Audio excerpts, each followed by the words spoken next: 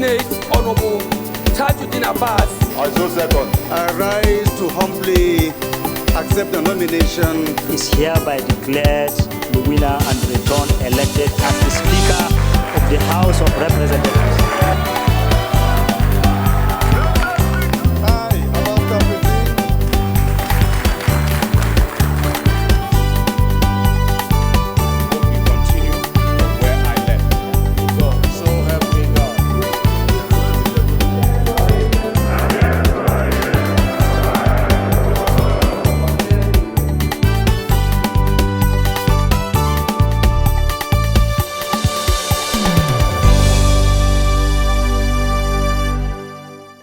I forward herewith the Appropriation Amendment Bill 2024 for the kind consideration. House amends 2023 Appropriation and Supplementary Act. Passes FCT, FIRS and Shipping Council 2024 budgets. A bill for an act to repeat the student loans access to higher education. And lawmakers endorse student loans bill after reviewing its provisions. A warm welcome to House Tickets. My name is Dihelia Mamza, your anchor, taking you through happenings in the House of Representatives in the week spanning 18th to 22nd March 2024. In our lineup are bills, motions and consideration of reports, the high point being the passage of the much-awaited Student Loans Act. House Tickets will bring you highlights of the bill alongside a report of the public hearing where the general principles of the bill were subjected to public opinion. I urge you to stay tuned to the program for a report on this as well as on other legislative business that the 10th House was engaged in last week. Please stay tuned.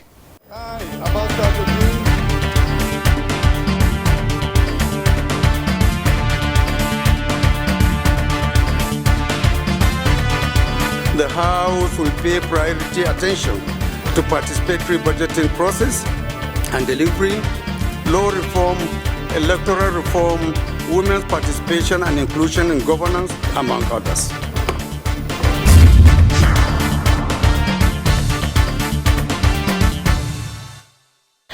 Welcome back. In the week under review, the House considered and amended the 2023 Appropriation and Supplementary Acts by extending their implementation time frame from March 31st to 30th June 2024. In addition to this, other bills and motions were also entertained during plenary of last week. For a detailed summary of the events, let's take this report presented from our studio. Keep watching.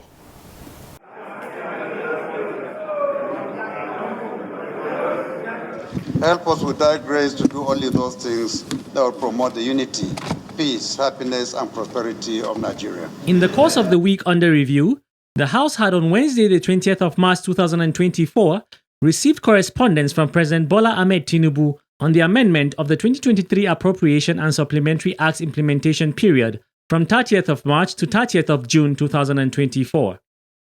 These extensions are necessary to ensure that the provisions of the Act are exhaustively implemented.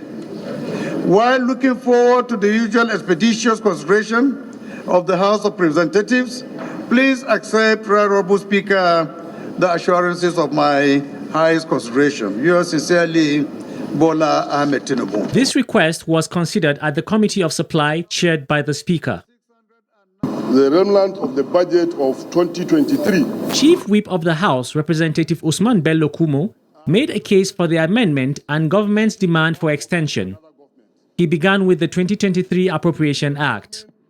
Mr. Speaker, this bill is targeted at enabling the government to implement the remnant of the budget of 2023, among other reasons. In 2023, there is a transition from one government to another government. And in the previous government, there might be some legacy projects of which this government want to continue and implement that legacy government, of which they are captured in the 2023 Appropriation Act. This piece of legislation is very important so that it will enable the government to do the right thing in making sure that there is no misapplication or appropriation of public funds. It is on this premise that I think it is very fundamental for us to legitimize and enable government have the legislation to implement this budget. Number one, amendment of Appropriation Act 2023, that the Appropriation Act 2023 in this act referred to as the Principal Act is amended as set out in this act. Carried. The second amendment is of Section 12. Section 12 of the Principal Act is amended by substituting for the date 31st March 2024, the date 30th June 2024. Carried. The 2023 Supplementary Act was also considered by the Committee on Supply. The second bill to be considered is for an act to amend the Supplementary Appropriation Act 2023 to extend the implementation year from 31st March 2024 to 30th June 2024 for related matters. I now invite the leader, Malam Usman Modibo Kumo, to give synopsis of this bill. The supplementary bill 2023 came into being at the end tail of 2023. And because of the urgency and the mood of the nation in relation to food security, rural development, another very essential aspect of our livelihood, necessitated the government to present the Supplementary Act.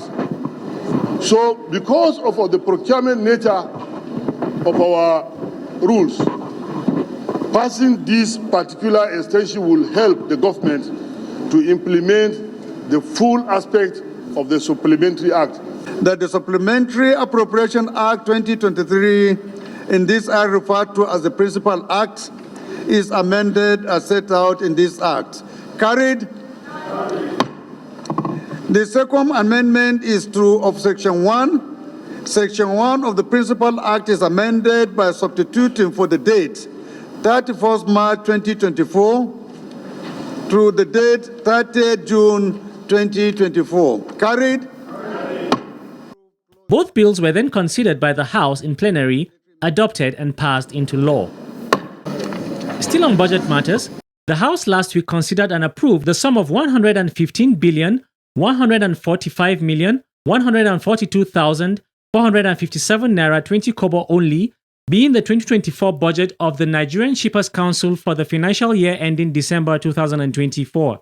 Out of this amount, over 57.5 billion naira is the 50% contribution to the Consolidated Revenue Fund, while more than 8.3 billion naira is for personnel costs. 31.7 billion was earmarked for overhead costs, with capital projects getting 17.3 billion naira. As expenditure for the Nigerian Shippers Council Statutory Revenue Fund for financial year ending 31st December 2024. Carried. Earlier on Tuesday, the 19th of March 2024, the lawmakers also passed into law the Federal Capital Territory Appropriation Bill 2024. The budget as passed is in the tune of 1,282,270,610,283 naira only. Payment of revenue into the statutory account. Carried. The budget, which was considered clause by clause at the Committee of Supply, has the following highlights. Personnel cost 140.9 billion, overhead costs 373 billion, capital project 768.3 billion. Clause 5, monthly and quarterly reports. Carried. Still same day, lawmakers at the Green Chamber considered and approved the 2024 budget of the Federal Inland Revenue Service (FIRS). The total amount passed was 446 billion, 342,696,992 naira only. Out of this amount, personnel cost gets 177.4 billion, overhead cost 156.45 billion, and capital projects secured the sum of 112.44 billion. The fourth recommendation is for the House to approve a total capital cost of 112,446,832,255 naira. Carried. The judicial system of that particular land. Other bills considered and adopted by the lawmakers during the week under review are a bill for an act to prescribe the salaries, allowances, and fringe benefits of judicial office holders in Nigeria and for related matters. The judicial officers, if not well remunerated and encouraged by way of enhancing their services, their welfare, their allowances, and security, they may end up compromising the judicial system of that particular land. So I think it is very, very fundamental for us to make sure that they are happy, they are well paid, well taken care of. Mr. Speaker, this bill is apt. It couldn't have come at a better time than now. Mr. Speaker, the last time the salaries and the benefits allowance of judicial officers were reviewed was 2007. Meaning, Mr. Speaker and Mr. Chairman, that they've been stagnant over this period of time. Clause 1 is salaries, allowances, and fringe benefits of judicial office holders, which, as from the commencement of this act, a holder of judicial office, as defined under Section 318, subsection 1 of the Constitution, judicial office holders shall be entitled to the salary, allowances, and fringe benefits set out in the schedule to this act. Carried. The House, after consideration, adopted and approved the bill for passage into law. Similarly, the House has considered and passed into law the bill for an act to repeal the Student Loans Access to Higher Education Act 2023 and enact the Student Loans Access to Higher Education Bill 2024 to establish the Nigerian Education Loan Fund as a corporate body to receive, manage, and invest funds to provide loans to Nigerians for higher education, vocational training and skills acquisition, and for related matters. The House and Committee of the Whole considered the report on a bill for an act to repeal the students' loan, and in so doing approved clauses 1 to 38, the schedule, and the long title of the bill. Other bills considered for first and second reading by the House in the last week include a bill for an act to make provision for widowhood leave to be given to a man or woman whose spouse died during the subsistence of the marriage to enable the widow and widower mourn the deceased spouse and make immediate arrangements for challenges ahead and for related matters. Mr. Speaker, we also make laws for the good governance and welfare of our people. And I feel this fall under the welfare of our women folks. Interestingly, in this country, we have provisions for maternity leave. And in fact, even recently, we have provisions for paternity leave. Maternity leave in this country is, I think, about 4 months for women and 2 weeks for men. So because of that, Mr. Speaker, I urge and seek the support of honorable colleagues to look at this meticulously, to look at it from an unbiased perspective. Arise to move a motion. A bill for an act to establish Federal University of Solid Minerals Development, Minchika, Adamawa State, as a training institution for the development of solid mineral, make comprehensive provisions for the management and administration of the university, and for related matters. Mr. Speaker, honorable colleagues, Minchika local government is blessed with abundant reserve of solid minerals, a valuable resources that hold the key to unlocking economic prosperity and sustainable development for our people. However, despite these riches laying beneath our soil, we are yet to fully harness their potential due to lack of specialized education and training in this field. If you say aye. The bills were read for the second time and referred to the appropriate committees for further legislative actions. Clerk. Allow United Kingdom lawyers to practice in Nigeria. Moving on to motions, the House during the week under review considered a motion on alleged trade deal between Nigeria and the United Kingdom, allowing United Kingdom lawyers to practice in Nigeria. Nearly 50 lawmakers sponsored the motion, which was read by Representative Kingsley Chinda. The House notes the recent reports and public outcry over an alleged economic and trade partnership between the United Kingdom and Nigeria aimed at exploring new opportunities in key sectors such as energy, legal, and financial services sectors.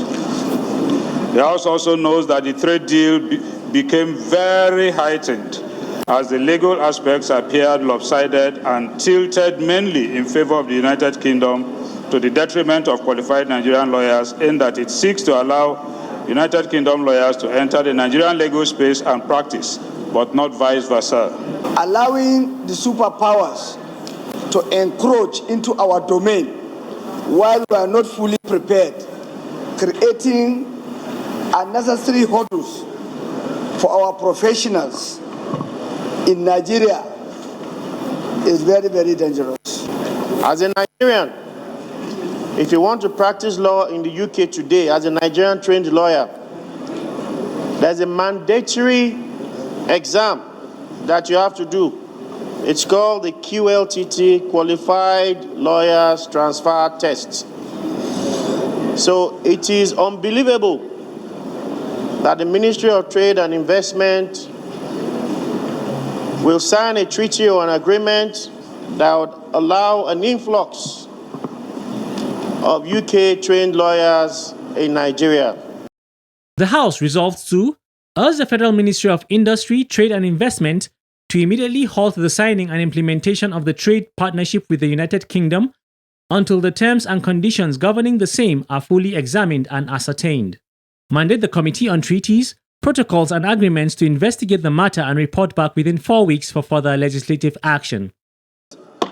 I rise to move this very important motion. In another motion, Representative Abdullahi Ibrahim raised the need to encourage the growth and development of indigenous construction companies in Nigeria. Concern Nigeria after 63 years of independence lacks locally grown indigenous construction companies capable of competing with foreign firms for major construction projects like port facilities, buildings, roads, railways, airways, and runways. Aware that the areas indigenous construction companies lag behind their foreign counterparts includes equipment ownership, compliance level with health, safety and environment standards, organizational structure, and financial capacity. I want to say, and let it be on record, that federal secretariat in Abuja here were built by Nigerians. But now, after 63 years of Nigerian independence, 60% or 90% of infrastructure are now being built by foreigners against the interests of Nigerian indigenous construction. In its resolution, the House urged the federal government to provide equal opportunities for indigenous construction companies to thrive. Also urged the federal government to mandate all ministries, departments, and agencies of government to ensure that certain portions of their projects are earmarked for indigenous construction companies. Further urged the federal government to provide tax relief and exemption duty for importation of heavy equipment to indigenous construction companies and mandate the Committee on Public Procurement, Customs and Excise and Finance to ensure compliance.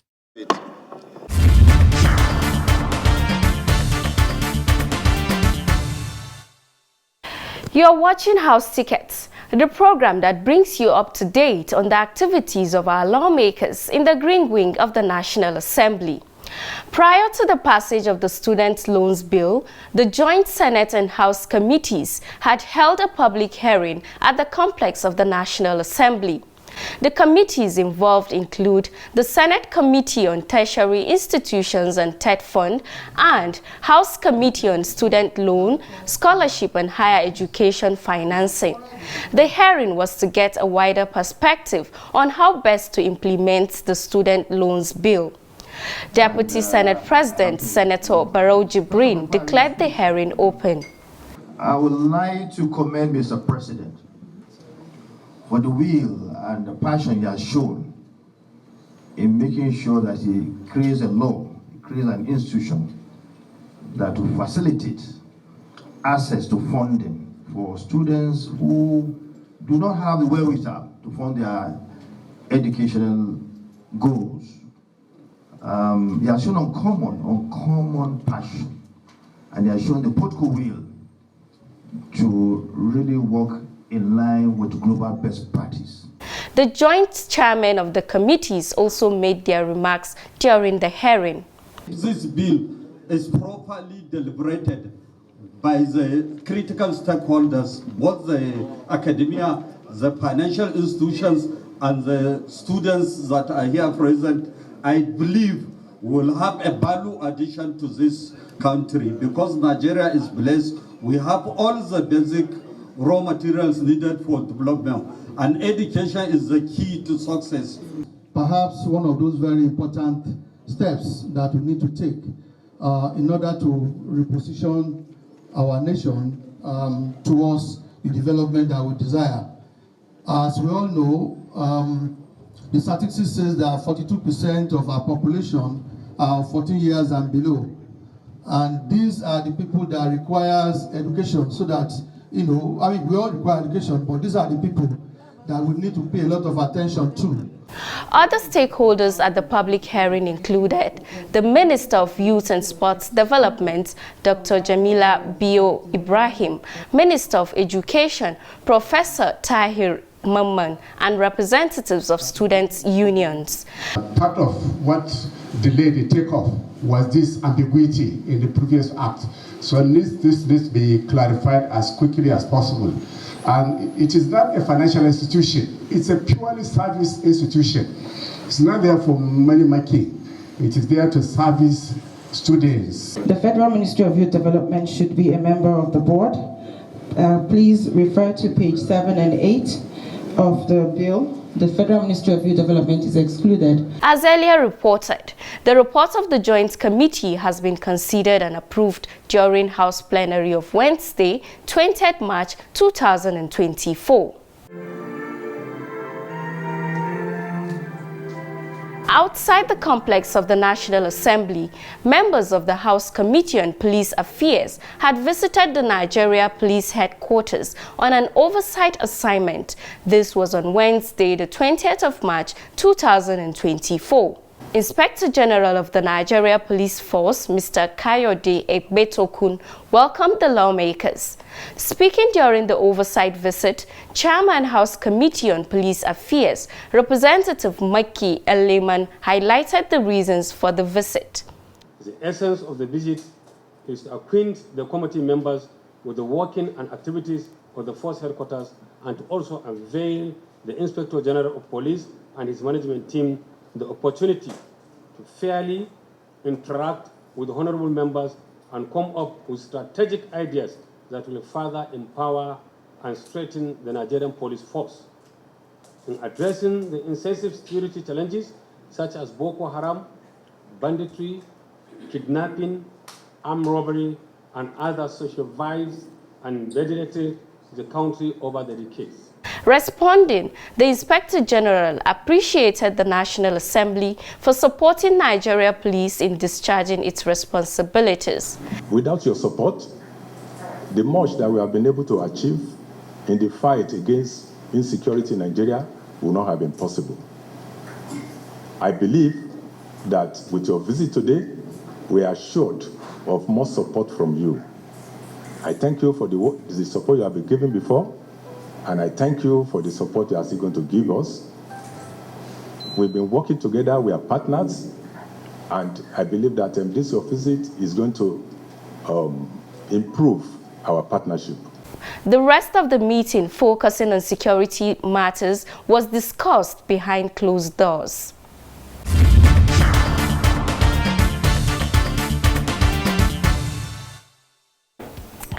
It is on that note that we draw the curtains on this episode of House Ticket. Thank you for staying with us.